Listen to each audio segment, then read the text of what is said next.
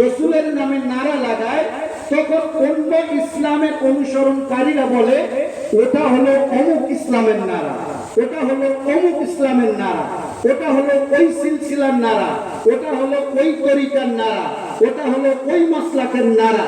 সেই জন্য যখনই কেউ কোনো কথা বলে তখন সঙ্গে সঙ্গে বলে যে আপনি কোন ইসলামকে অনুসরণ করেন, আপনার মাসলাক কি, আপনার মাযহাব কি, আপনার পরিচয় কি, আপনি কোন সিলসিলার সঙ্গে যুক্ত হয়ে আছেন, কাদরি, চিশতি, নাকশবন্দি, ওয়াইসি, মুজাদ্দিদিয়া, ওয়াইসিয়া, সরওয়ারদিয়া, এই বিভিন্ন তরিকা আমরা দেখতে পাই।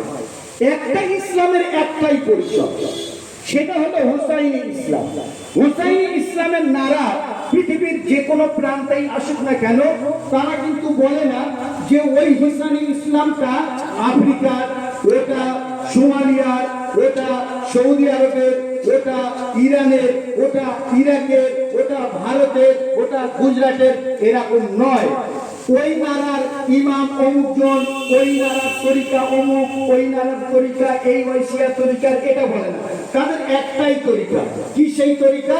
তারা আল্লাহর নারার সঙ্গে রসুলের নারা, রসুলের নারার সঙ্গে হায়দারির নারা, আর হায়দারির নারার পরে পরে তারা বলে হে ইমাম আমি উপস্থিত আছি।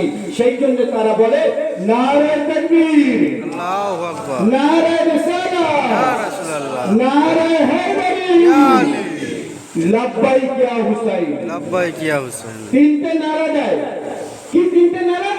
নারায়ে তাকবীর আল্লাহর নারা দিচ্ছে, নারায়ে রিসালাত রাসূলের নারা দিচ্ছে, নারা হায়দারি বেলায়েতের নারা দিচ্ছে, অর্থাৎ তাওহীদের নারা দিচ্ছে নারায়ে তাকবীর বলে, নারায়ে রিসালাত বলে রিসালাতের নারা দিচ্ছে, আর নারা হায়দারি বলে বেলায়েতের নারা দিচ্ছে।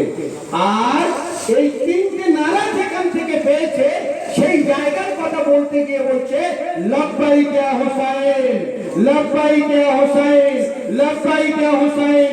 হে হুসাইন আমি হাজির আছি, তুমি এই নারা শিখিয়েছো। ওই জন্য সারা পৃথিবীর যারা হুসাইনি আছে তারা বলে না যে ওই নারাটা ওদের নারা, ওখানে আমরা যাব না, ওই নারাটা ওদের নারা, ওখানে আমরা যাব না। যেখানেই বলে লব্বাইক ইয়া হুসাইনি সেখানেই তারা হাজির হয়ে যায়।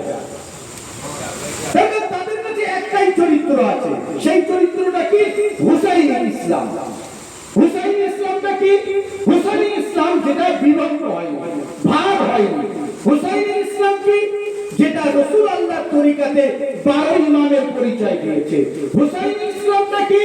যেটা পরিচয় দিয়েছে যে রাসূল আল্লাহর পরে আসবেন বেলায়েতের মালিক মাওলাই মুশকিল কুশা আলী ইবনে আবি তালিব আলাইহিস সালাম, যিনি মুসলমানদের প্রথম ইমাম, দ্বিতীয় ইমাম হাসান, তৃতীয় ইমাম হুসাইন, চতুর্থ ইমাম জাইনুল আবেদিন।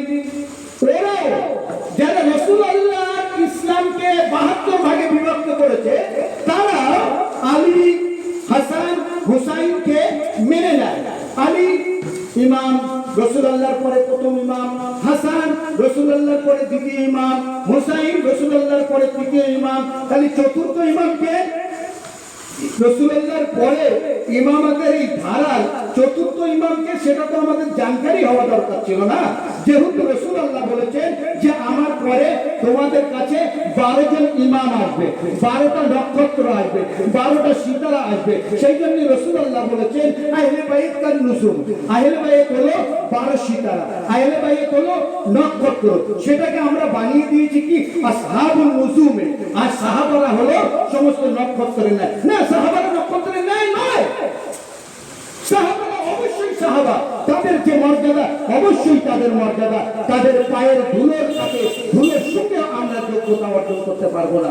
সেখানে ঠিকই আছে সাহাবারা রাসূলের সাহাবা, আসহাবুল ইয়ামিন আল্লাহ তাআলা বলেছেন ডান দিকের সাহাবা ডান দিকের, আসহাবুস শিমাল বাম দিকের সাহাবারা বাম দিকের। যারা ডান দিকের সাহাবা অবশ্যই তারা সাহাবা, কে তাদের অমর্যাদা করবে? কার ধৃষ্টতা আছে নাকি রাসূলুল্লাহর সাহাবাদেরকে অমর্যাদা করতে পারে? পারে না। যে করবে সে রাসূলুল্লাহকে তাওহীদ করবে, আর যে রাসূলুল্লাহকে তাওহীদ করলো সে ইসলাম থেকে খারিজ হয়ে গেল, সে ইসলাম থেকে খারিজ হয়ে গেল। আমার ভাই দোস্ত বুজুর্গ, আমরা যে বেলায়েতকে মেনে নিয়েছি, আলিয়া মুশকিল কুশাকে যদি আমরা মানি, আমার অনেক বন্ধু বলে কেন আমরা কি আলীকে মানি না? কেমন ভাবে মানো? আলীকে কেমন ভাবে মানো? কোন প্রেক্ষিতে মানো? কোন হিসাবে মানো? আলীকে চতুর্থ খলিফা হিসেবে মানি আমরা, চতুর্থ খলিফা হিসেবে। রাসূলুল্লাহ কি আলীকে চতুর্থ খলিফা বলেছিলেন? খুব গভীরভাবে বিশ্লেষণ করতে হবে। মুসলমানদের দৃষ্টিতে আলী চতুর্থ খলিফা। প্রথম খলিফা হযরত আবু বকর রাদিয়াল্লাহু তাআলা আনহু, আমরাও মানি মুসলমানদের প্রথম খলিফা। দ্বিতীয় খলিফা হযরত ওমর, আমরাও মানি যে মুসলমানদের দ্বিতীয় খলিফা হযরত ওমর। তৃতীয় খলিফা হযরত উসমান, আমরা মানি। চতুর্থ খলিফা হযরত আলী, এটা আমরাও মানি। কিন্তু রাসূলের পর্যন্ত পৌঁছাতে গেলে আমরা যে ধারাটা দেখতে পাই, কি ধারা দেখতে পাই? কাদরি, চিশতি, নকশবন্দি, ওয়াইসিয়া, মুজাদ্দিদিয়া, সরওয়ারিয়া, যত তরিকা আছে সব তরিকা গিয়ে মিলছে কোথায়? আলী, ফাতেমা, হাসান, হোসেন, রাসূল। আমার ভাই দোস্ত বুঝুক, সমস্ত তরিকা গিয়ে যদি পাঞ্জাতনের মাধ্যম দিয়ে রাসূলুল্লাহর কাছে মিশে, তাহলে প্রথম, দ্বিতীয়, তৃতীয় খলিফার মাধ্যম দিয়ে কেন রাসূলের সঙ্গে মিশলো না? কেন রাসূলের সঙ্গে মিশলো না? আমার প্রশ্নটা এই জায়গাটায়। অবশ্যই তোমরা মানো, কেমন ভাবে মানো, এই মানার মধ্যে পার্থক্য, এই মানার মধ্যে পার্থক্য। তোমাদের মানাটাকে আমরা কুন্নিশ জানাই, আমাদের মানাটাকে তোমরা কেন ঘৃণা করো? আমাদের মানাটাকে তো ঘৃণা করা তোমাদের উচিত নয়। তোমাদের মানাকে যদি আমরা ঘৃণা করতাম, তাহলে তোমরা আমাদের মানাটাকে ঘৃণা করতে। কেন না? আমরা হুসাইন থেকে সেই জিনিসটা শিখেছি। কোন জিনিসটা? না, আল্লাহ তাআলা তার রাসূলের মাধ্যম দিয়ে বলছে যে তোমরা ওদের খোদাদেরকে গালাগাল করো না, তাহলে ওরা তোমাদের খোদাদেরকে গালাগাল করবে। তুমি যাকে বিশ্বাস করো, অন্যরা যাকে বিশ্বাস করে, তুমি তাকে কটাক্ষ করো না। তুমি যদি তাকে কটাক্ষ করো, তাহলে ওরা তুমি যাকে বিশ্বাস করো তাকে কটাক্ষ করবে। তাই আমরা ওখান থেকে শিখেছি হুসাইনিয়াত, অর্থাৎ ইনসানিয়াত। হুসাইনিয়াত যে মানবতাকে জীবিত করে। ইসলামকে আমরা সীমাবদ্ধ জায়গায় এনে দিয়েছি। কোন জায়গাটা এনেছি? ইসলাম মানে যেটাকে মুসলমানরা অনুসরণ করে না, এই জায়গা থেকে আমাদের বার হতে হবে। তার কারণ আল্লাহ ইসলামকে শুধু মুসলমানদের জন্য পাঠায়নি, আল্লাহ সমগ্র মানব জাতির জন্য ইসলামকে পাঠিয়েছে। সেই জন্য আল্লাহ রুবুবিয়ত এমন একটা জায়গায় যে আল্লাহ রাব্বুল আলামিন সেই জন্য বলেছেন যে অন্যের চিন্তাধারা করো না, তার অন্তরের মধ্যে কি আছে না আছে এইটা নিয়ে টানা হেঁচড়া করো না। সে না জানি আল্লাহকে কেমন ভাবে বিশ্বাস করে এটা আমরা জানি না। তা সে একজন অমুসলিম হতে পারে আমাদের দৃষ্টিতে। সে যদি আল্লাহকে মেনে নেয়, সে যদি রাসূলকে মেনে নেয়, এর হিসাব তো আল্লাহ তাআলা নেবে। সেই জন্য আল্লাহ বলছে অন্যের চিন্তাধারা করো না। আমি আলীকে কোন দৃষ্টিতে মানি এটা তুমি কিভাবে জানো? তুমি বলছো কি ও আলীকে মানে এমন ভাবে মানে, ওর মানাটা হলো শিরক হয়, ওর মানাটা হলো শিরক হয়। আমি যদি আলীকে মেনে শিরক করে থাকি, তাহলে সব থেকে বড় শিরককারী তো ছিল রাসূলুল্লাহ।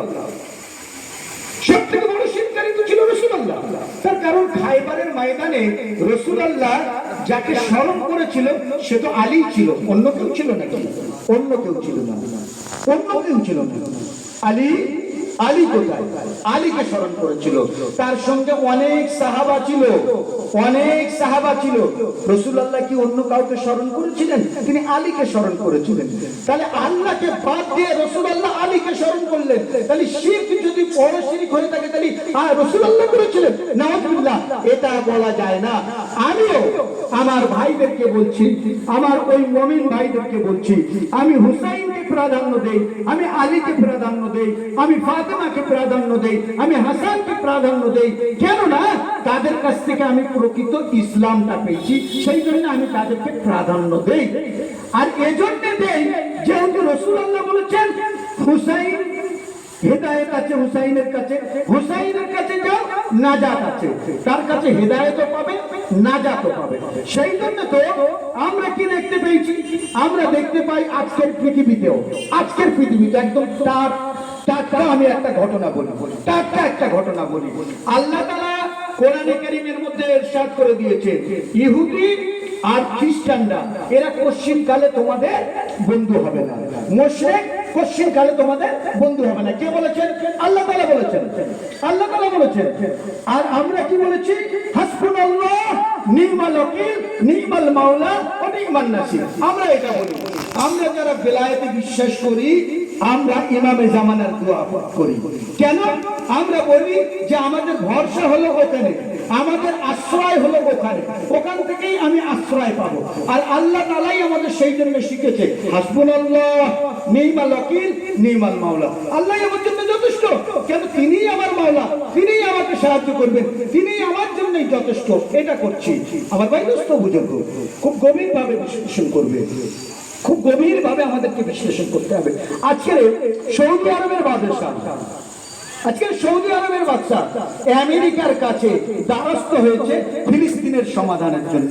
আচ্ছা, আমার সন্তানের সঙ্গে আমার ঝগড়া হচ্ছে, আমার রক্তের সঙ্গে আমার বিবাদ হচ্ছে, আমার রক্তের সমস্যা কে মেটাতে পারে? আমার কোনো মুমিন মেটাতে পারে না কোনো বেঈমান মেটাতে পারে? আল্লাহ তাআলা বলেছেন যে তোমাদের মধ্যে যখন কোনো সমস্যা হবে তোমরা নিজেদের মধ্যে সেটাকে সমাধান করো। আমি দ্বারস্থ হচ্ছি কার?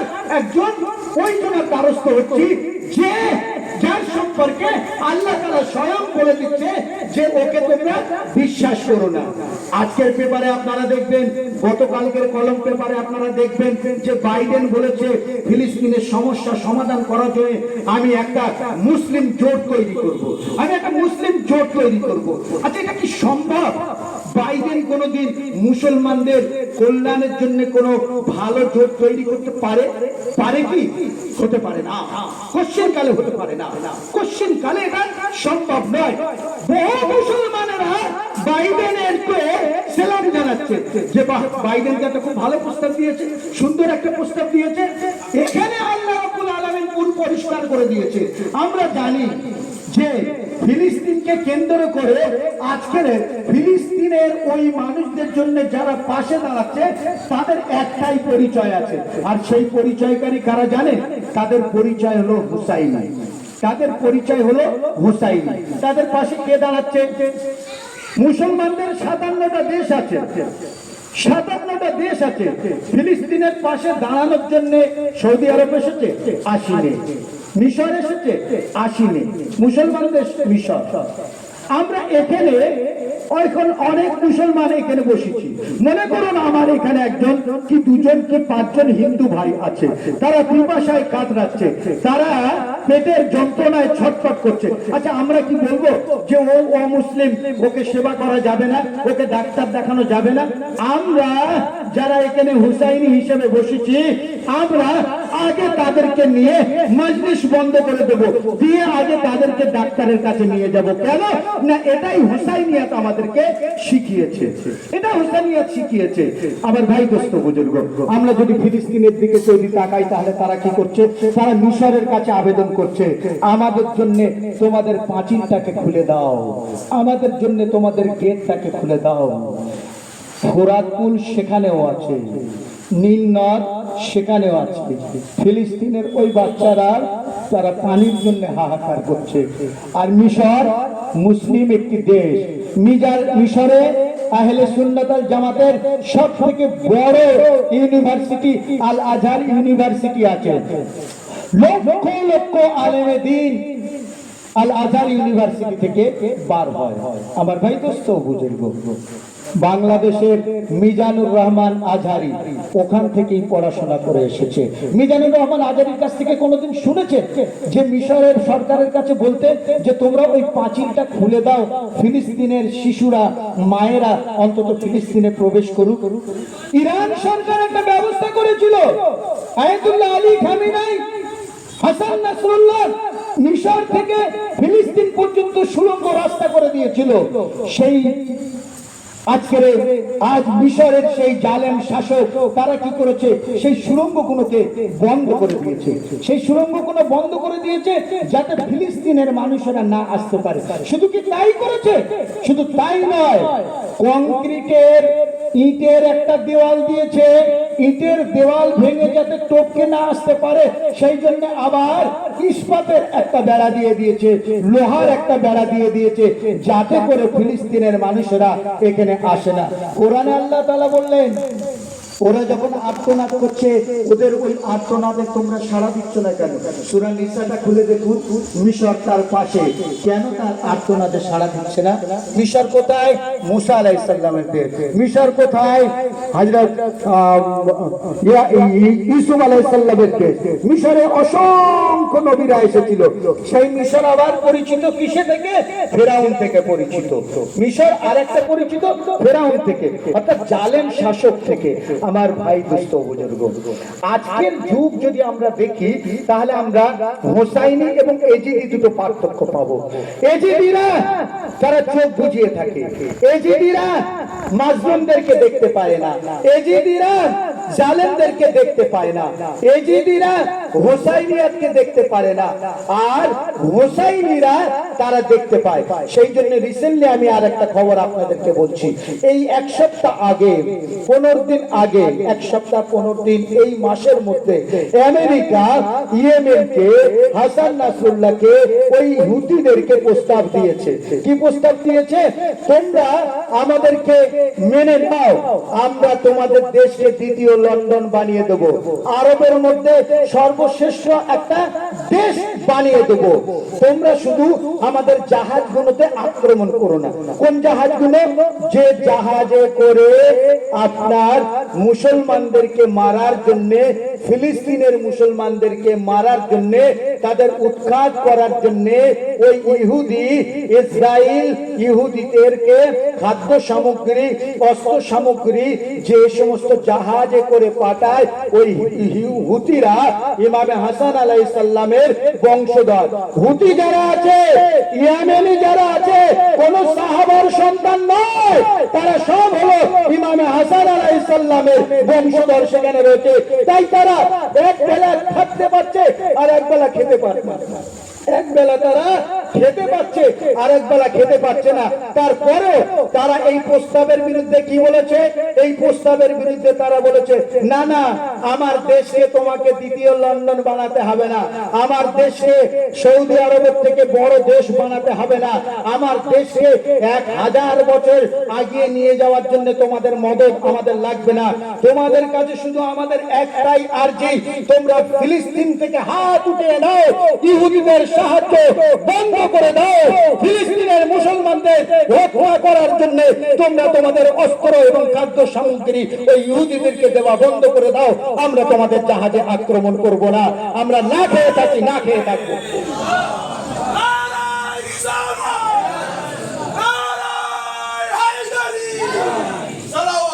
আমার ভাই দোস্ত বুজুর্গ, আজকে আমি বক্তব্য দীর্ঘায়িত করব না, আর একটা কথা বলবো। হুসাইনিয়াতটা কি? ইসলাম ধর্ম। ধর্মটা কি? ধর্ম কি কাউকে ভয় দেখায় নাকি? ধর্ম মানুষকে শান্তি দেখাবে, ধর্ম মানুষকে স্বাধীনতা দেবে, ধর্ম মানুষকে স্বাধীনতা দেবে, ধর্ম মানুষকে কখনো ভয় দেখাবে না। খুব গভীর ভাবে বিশ্লেষণ করবেন। ধর্ম কোনো সময়ের জন্য ভয় দেখাবে না। আজকের আমরা প্রত্যেকটা মসজিদ থেকে কি শুনি? প্রত্যেকটা মসজিদ থেকে, আমার এলাকার প্রায় মসজিদ থেকে কি বলা হচ্ছে? মহরমের সময় কালো জামা পরা বিদআত, কালো পোশাক পরা বিদআত। আমি তাদের কাছে একটাই অনুরোধ করব, আমরা সবাই নামাজ পড়ি কোন দিক ফিরে? কোন দিক ফিরে? আমরা কাবা দিকে ফিরে নামাজ পড়ি, পশ্চিম দিক ফিরে না। আমরা কেবলামুখ হয়ে নামাজ পড়ি। কাবা যেখানে আছে, কাবার চারিদিকে যারা আছে সবাই কাবামুখী হয়ে নামাজ পড়ে। আমার ভাই দোস্ত বুজুর্গ, কাবায় গিয়ে কাবার যে চাদর জামাটা আছে, আমরা যেমন জামা পরি, কাবায় একটা জামা পরানো আছে। আমরা যেমন পোশাক পরি, কাবায় একটা পোশাক পরানো আছে। একবার গিয়ে কাবার ওই কালো পোশাকটাকে খুলে দিয়ে শোনা, গিয়ে বলো কালো পোশাক তো বিদআত। তা আমরা যেদিক ফিরে নামাজ পড়ি, কালো পোশাক পরা যদি আমার বিদআত হয়ে থাকবে, তাহলে কাবা শরীফের ওই কালো পোশাকটা গিয়ে তোমরা খুলে দিয়েছো। কালো পোশাকটা তুমি খুলে দিয়েছো। তুমি যদি প্রকৃত ইসলামপন্থী হয়ে থাকো, তা গিয়ে ওখান থেকে কালো পোশাকটাকে খুলিয়ে দিয়েছো। অন্য কিছু আর খুঁজে পাও না। তুমি কালো পোশাকের দিকে লেগেছো। তুমি কি জানো না কিছুদিন আগে গুজরাটের ডান্ডায় তারা কি পোশাক দেখেছিল? কালো পোশাক। না সাদা পোশাক, শিয়া না সুন্নি না বেরেলি না আহলে হাদিস, এটা দেখেছিল? তারা ওটা দেখেনি, শুধুমাত্র দেখেছিল তারা মুসলমান না অমুসলমান। সেখানে তোমার পরিচয় হয়নি, সেখানে তোমার কোনো কথা ছিল না, তখন তুমি কুকড়ে গিয়েছিলে। পৃথিবীতে একজনেরাই শুধু কোকড়ায় না, তারা কারা জানে? যারা হলো হুসাইনি। হুসাইনিরা কোনো সময়ের জন্য কুকড়ে যায় না। হুসাইনিরা মাজলুম, মাজলুম থেকেই হুসাইনিরা তাদের আওয়াজকে বুলন্দ করে দেয়। সেই জন্য স্মরণ করে তুমি, ভারতবর্ষের একজন বিশ্বকবি, কবিগুরু রবীন্দ্রনাথ ঠাকুর বলেছিল, নিরস্ত্র হিসেবে, অস্ত্রবিহীন হিসেবে মাজলুমিয়াতের মধ্যে হুসাইন যে যুদ্ধ করেছিল, সেই যুদ্ধটাই হলো প্রকৃত যুদ্ধ, সেই যুদ্ধটাই হলো প্রকৃত স্বাধীনতা, সেই যুদ্ধটা হলো প্রকৃত জয়ের যুদ্ধ ছিল। অর্থাৎ নিরস্ত্র হয়ে, নিরাশ্রয় হয়ে, মাজলুম হয়ে যে যুদ্ধে অংশগ্রহণ করা হয় আর সেই যুদ্ধে পরাজিত হয় তারা মাজলুমরা, যারা নিরাশ্রয় থাকে। রবীন্দ্রনাথ ঠাকুরের কথা হলো তারাই হলো আসল বিজয়ী। তাই তিনি বলেছেন, ইমাম হুসাইন কারবালার সর্বশ্রেষ্ঠ বিজয়ী, এমন বিজয়ী যে পৃথিবীতে এলো, এটা হলো দৃষ্টান্তমূলক একটা বিজয়ী। আমার ভাই দোস্ত বুজুর্গ, আমরা তো সেই হুসাইনের কথা বলছি যে হুসাইন কিয়ামত পর্যন্ত বিজিত থাকবে, যে হুসাইন কিয়ামত পর্যন্ত বিজিত থাকবে। শুধু তাই নয়, দুনিয়ায় যেমন হুসাইন বিজিত আছে, দুনিয়ায় যেমন হুসাইন জীবিত আছে, দুনিয়ার পরে পরকালে যখন তুমি যাবে, দিয়ে কবরে দেওয়ার পরে যখন তুমি দোয়া করছো, আর দোয়া করে তার জন্য যখন জান্নাতে যাওয়ার জন্য আল্লাহর কাছে ফরিয়াদ করছো, তুমি কি একবার খেয়াল করেছো যে ওই জান্নাতের দরজায় কে থাকবে? ওই জান্নাতের মালিকটা কে হবে?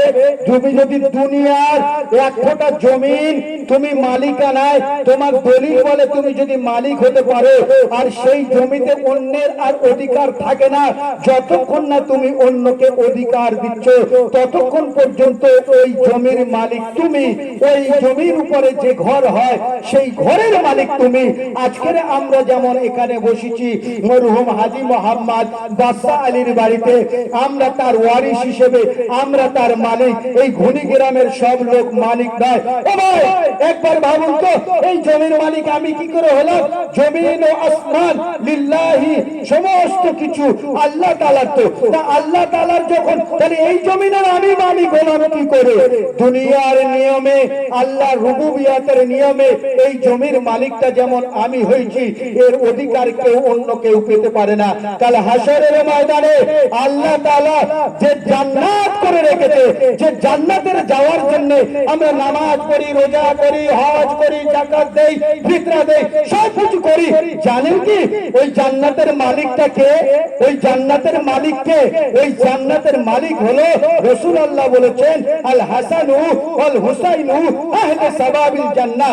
হাসান এবং হুসাইন হলো ওই জান্নাতের মালিক। তুমি যে আজকের হুসাইনিয়াতের বিরোধিতা করছো, তুমি যে আজকের হুসাইনের আজাদারদের বিরোধিতা করছো, যারা কালো জামা পরে তাদের বাপের নামে আহাজারি করে না, তারা তাদের দাদার নামে আহাজারি করে না, তারা তাদের পীর সাহেবের নামে আহাজারি করে না, হুসাইনের মুসিবতে, কারবালার শহাদাদের মুসিবতে তারা আহাজারি করে।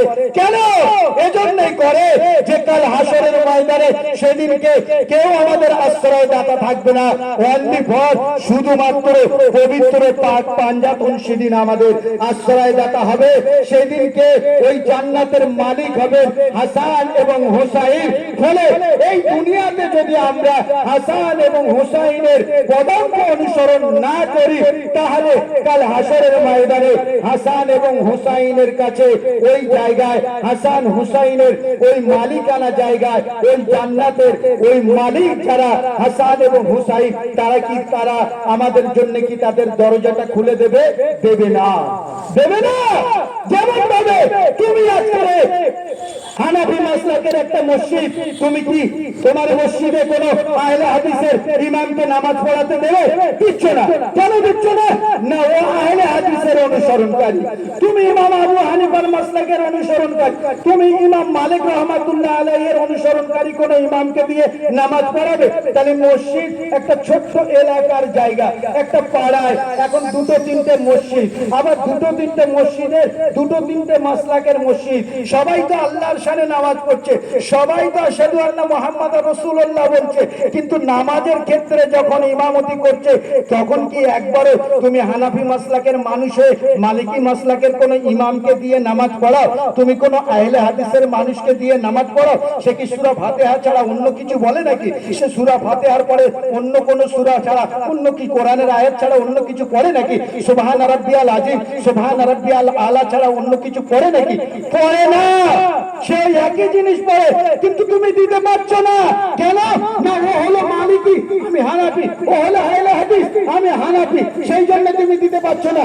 ও হলো আজানগাছি, আমি হলাম ফুরফুরা, ও হলো কাহমারি, আমি হলাম তদ্বির, সেই জন্য তুমি দিতে পারছো না। ছোট্ট ছোট্ট ক্ষুদ্র ভাবে আমরা এমন ভাবে বিচার করছি। তাহলে এত সরল বলো, কাল হাসরের ময়দানে ইমামে হুসাইন তোমার জন্য ওই জান্নাতের দরজাটা কেমন ভাবে খুলে দেবে? তুমি যদি হুসাইনি না হতে পারো, তুমি যদি হুসাইনের আজাদার না হতে পারো, তুমি যদি হুসাইনিয়াতের কথাটা যদি না বলতে পারো, তাহলে হুসাইন সেদিনকে তোমার জন্য ওই জান্নাতের দরজাটা কেমন ভাবে খুলে দেবে? তুমি বলছো কি না তাজিয়াটা হলো হারাম? একবার জিজ্ঞেস করে দেখো না, হিন্দুস্তানের ওলি খাজা মাইনুদ্দিন চিশতি সঞ্জিরি আজমিরি রহমাতুল্লাহ আলাইহি, তার কাছে গিয়ে একবার জিজ্ঞাসা করে দেখো না, তিনি কেন নিজ হাতে তাজিয়া তৈরি করেছিলেন? আমার আজাদা। একদিকে আমি মানব হিন্দুস্তানের ওলি খাজা মাইনুদ্দিন চিশতি, আর একদিকে তার হাতে তৈরি তাজিয়াকে বলবো বেদাত। এই চরিত্রটা কার? এই চরিত্রটা কার? এই চরিত্রটা হলো সেই চরিত্রের মানুষ যারা রাসূলুল্লাহর কাছে যেত, আবার ফেরত আসতো, এসে কাফেরদের সঙ্গে বলতো মুহাম্মাদের কাছে কি সত্যিই আমরা তার কাছে ঈমান এনেছি? গিয়েছিলাম একটু ঠাট্টা তামাশা করার জন্য। সেই জন্য আল্লাহ তাআলা বলেছেন, ও হলো বড় হয়, তুমি হিন্দুস্তানের ওলি খাজা মাইনুদ্দিন চিশতিকে মানবে, ছেলে হবে না কে ভিক্ষা চাইবে, মেয়ে হবে না ভিক্ষা চাইবে, ব্যবসায় লস হয়ে যাচ্ছে ভিক্ষা চাইবে। খাজা মাইনুদ্দিন যখন বলেছে হুসাইন বাদশাহ, হুসাইন রাজা ধীরাজ, হুসাইন দিনের আশ্রয়দাতা, হুসাইন লা ইলাহা ইল্লাল্লাহর আশ্রয়দাতা, হুসাইন হককে বিজিত করলো, এজিদের হাতে বাইয়াত দিল না, এটা তুমি কেন মানতে পারছো না? কেন মুহররম মাসে তোমার মসজিদ থেকে তুমি হুসাইনের কথাটা কেন বলতে পারছো না? মুহররম মাসে কেন তুমি মসজিদের খুতবাতে কেন বলতে পারছো না ইন্নাল হুসাইনু মিসবাহুল হুদা ও সাফিনাতুন নাজাত? তুমি খুতবার মাঝখানে বসছো যে হুসাইনের জন্য, সেই হুসাইনের কথাটা তুমি জিকির করতে পারছো না, আর তুমি আশা করো জান্নাতে যাবে, আর হুসাইন তোমার চাবি খুলে দেবে। যেও সেদিনকে বুঝিয়ে দেবে হুসাইন, তুমি এখানে হুসাইনের বিরোধিতা করবে, তুমি খাজার বিরোধিতা করবে, তার সঙ্গে দ্বিচারিতা করবে, আর সেখানে বলবে খাজা কা দামান নেই ছোড়েঙ্গে, নেই ছোড়েঙ্গে, হুসাইন কা দামান নেই ছোড়েঙ্গে, নেই ছোড়েঙ্গে। চালাকিগিরি আল্লাহর কাছে চলবে না। আয় আল্লাহ, তুমি সাক্ষী দেখো, আমরা 8 দিন ধরে তোমার হুসাইনিয়াতের গুণগানটাই এখানে করছি, এর মধ্যে যদি আমাদের কোনো ভুল থাকে খোদা তুমি ক্ষমা করে দিও। আল্লাহ তোমার কাছে আমরা অন্য কোনো কিছু ফরিয়াদ করি না, আমরা হলাম সেই হুসাইনের আজাদা, মাজলুম হুসাইনের আজাদা, শুহাদায়ে কারবালার আজাদা। আবার ভাই দোস্ত বুজুর্গ, চলুন না একবার আমরা যাই, একবার হুসাইনের কাছে যাই, গিয়ে একবার জিজ্ঞাসা করি না যে হুসাইন তুমি এটা কেন করেছিলে? যে যুদ্ধে যাবে সে কি তার ছোট ছোট বাচ্চাদেরকে নিয়ে যাবে? আমার ভাই দোস্ত বুজুর্গ, আমরা এখানে বিজেপিকে পরাস্ত করেছি কেন? সে আমাদের প্রকাশ্য শত্রু, সে আমাদের প্রকাশ্য দুশমন, তার হাত থেকে বাঁচার জন্য আমরা তাকে প্রতিরোধ করেছি। হুসাইনের কাছে যখন জানকারি এসে গেল যে এজিদ তারা হত্যা করবে, এজিদ বাহিনী, মুয়াবিয়া বাহিনী, ওই উমাইয়া বাহিনীরা তারা নবী